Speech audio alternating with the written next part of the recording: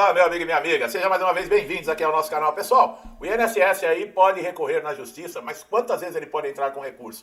O segurado sofre pra caramba, né? Já recebe humilhação, desrespeito dentro do INSS, recorre à justiça e esse INSS, que não respeita o pagador de impostos, ainda tem direito de recorrer ainda, tem um monte de aberturas, de prazos, e com isso consegue enrolar um pouquinho mais, fazer com que o segurado sofra um pouco mais, tá? O INSS é parte ativa e passiva de processos judiciais do Brasil. Quando um segurado entra na justiça por reconhecimento de um direito previdenciário negado administrativamente, o INSS tem, como qualquer parte de um processo, direito de apresentar recurso contra decisões judiciais desfavoráveis. Porém, é importante entender quantas vezes o INSS pode recorrer e quais são os limites legais para isso, tá? No sistema jurídico, ele prevê uma sequência de recursos cabíveis, mas não permite recursos infinitos. Em regra, o INSS pode apresentar tantos recursos quanto foram previstos na legislação processual, desde que haja fundamento jurídico válido e dentro de prazos legais. Isso significa que o número de recursos não é ilimitado, mas segue etapas específicas. O problema é que o segurado muitas vezes está com pressa, porque precisa de uma decisão, de uma sentença, que vamos aí supor que seja favorável, para que comece a ter recursos, comece a ter renda. Muitos estão dependendo de família, dependendo de amigos, passando até por humilhação. Muitos que tinham a vida organizada, hoje estão morando com famílias na casa de parente, muitas vezes dividida em casa de familiar. A mãe está com os filhos numa casa, o pai está em outra, não pode muitas vezes trabalhar porque está incapacitado. Como é que você está com um processo na justiça dizendo que você está incapacitado para trabalhar e está trabalhando? A primeira possibilidade de recurso que ocorre na sentença de primeira instância, caso o juiz decida a favor do segurado, o INSS ele pode interpor uma apelação, que será julgada por um Tribunal Regional Federal, um TRF. Essa é uma prática comum, especialmente quando a decisão envolve concessão de aposentadoria ou benefício de pagamentos retroativos, de valores significativos. Quer dizer, você tem um valor atrasado para receber, exatamente por quê? Porque você não foi reconhecido. Apesar de ter levado toda a documentação, apesar de estar tudo comprovando a sua incapacidade, o INSS negou. Quando você entra na justiça, se a decisão for favorável, você tem direito a receber esses valores desde lá, da primeira recusa, desde que você deu a entrada no pedido. E quando é um valor muito significativo, quer dizer, um valor alto, o INSS ele vai apelando, ele vai entrando com recursos. E caso a decisão, por exemplo, desse tribunal, do TRF, também seja contrária ao INSS, a autarquia ainda pode entrar com os chamados recursos especiais e extraordinários, dirigidos aí a Superior Tribunal de Justiça, a Supremo Tribunal Federal. Esses recursos, eles não discutem mais o fato, mas sim questões jurídicas relevantes ou repercussão geral. Olha o absurdo. Bom, nós vemos isso na política, né, pessoal? Os caras roubam, e aí tem recurso primeira instância, recurso segunda instância, recurso terceira instância, depois vai para não sei o quê, e acaba caducando muitas vezes, né? É importante destacar que nem todos os casos podem ser levados ao STJ ou ao STF. Esses tribunais analisam apenas casos que envolvem interpretação da lei, tá? Questões constitucionais. Assim, muitos processos são encerrados dentro do próprio tribunal após uma análise da pedação. Outro recurso do INSS é os embargos de declaração, que servem para esclarecer contradições, omissões ou obscuridades da decisão judicial. Embora não altere o mérito da decisão, ele pode ser usado como estratégia para postergar, quer dizer, para enrolar a conclusão do processo ou abrir caminho para outros recursos. É um absurdo. E se fala em justiça aqui no Brasil, né? Nós estamos aí na justiça, né? Os aposentados, pessoal do INSS que foi roubado, que essas associações e sindicatos que apareceram aí, isso é roubo. Eles estão falando que isso é crise. A imprensa imunda, suja, fala, é a crise do INSS. Estão mudando o nome de roubo, de safadeza, de pilantragem para crise. Vocês sabem por quê, né? Porque isso afeta quem paga milhões para essa mídia nojenta ficar enganando todo mundo, né? É por isso que eles passam um paninho. Agora, vai lá no banco, faz um assalto e vê se eles vão falar que é crise. Lá no banco eles falam, não, foi roubo, a banco. Agora o aposentado, o pensionista, o beneficiário do INSS, ele é roubado, aí eles chamam de crise. Existe também a possibilidade do INSS apresentar um recurso adesivo. Isso ocorre quando o segurado recorre e o INSS também deseja modificar a decisão, acompanhando o recurso principal. Olha, pessoal, nós vivemos num país que eu vou te contar uma coisa, viu? Eu, quando vejo pessoas lá de fora, é claro que em todo país do mundo tem problemas, mas as pessoas reclamando, às vezes, do que acontece no país deles, aí eu falo, meu Deus do céu, se essas pessoas vivessem aqui no Brasil, até países que vivem em guerra, é mais tranquilo do que aqui. Ah, lá tem homem-bomba, tem não sei o quê. Aqui são mais de 60 mil mortes. Olha aí, por homicídio, por roubo de celular. Isso não é guerra? Aqui o cara dá um tiro na cabeça de um pai de família por causa de uma porcaria de um celular. Aqui se mata sorrindo. Facções criminosas. Os caras falam de terrorismo, não sei, nos lugares aí do mundo. O que são as facções criminosas aqui no Brasil? Que não podem levar outro nome que não sejam terroristas? E é brincadeira, e tem gente que aplaude isso. Aqui no canal tem gente que é favorável a esse tipo de coisa, que aplaude as vítimas da sociedade. Quer dizer, você aí estudou, ralou, colocou horas e horas, por exemplo, para conseguir passar num concurso, para conseguir se formar numa faculdade, trabalhando de dia, estudando à noite.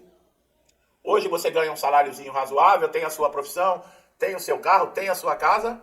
Você é considerado aproveitador de pobre.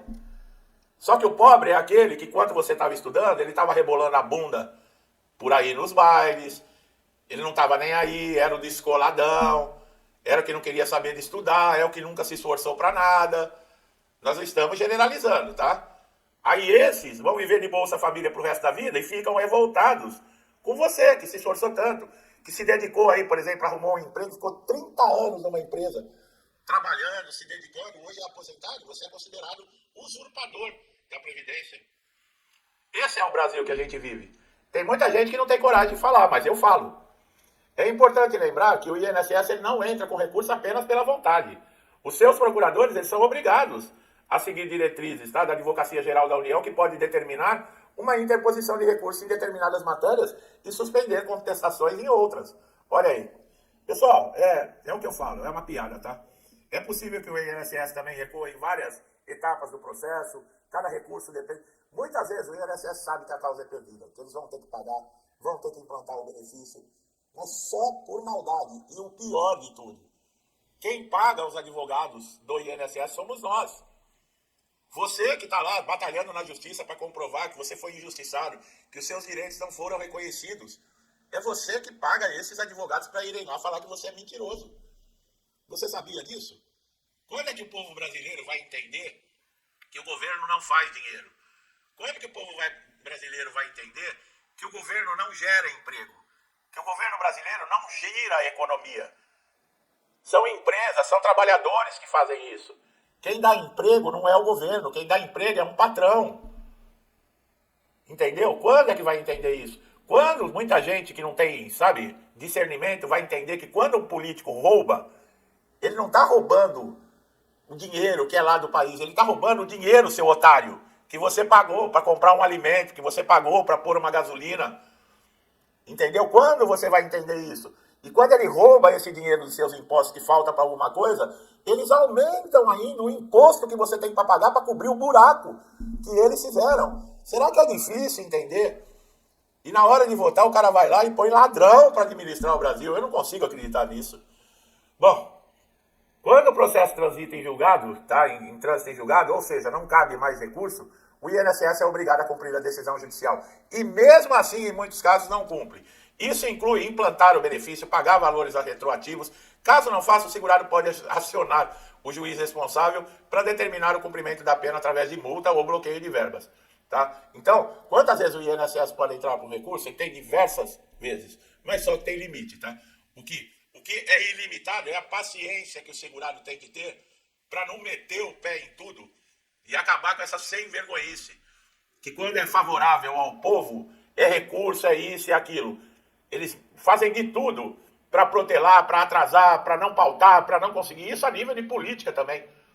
Agora, quando é a favor deles, que é aumento, que é para roubar, que é para meter a mão, por que não foi feita? Já tinha sido avisado que estava sendo roubado o pessoal do INSS através do sindicato e associações desde 2023.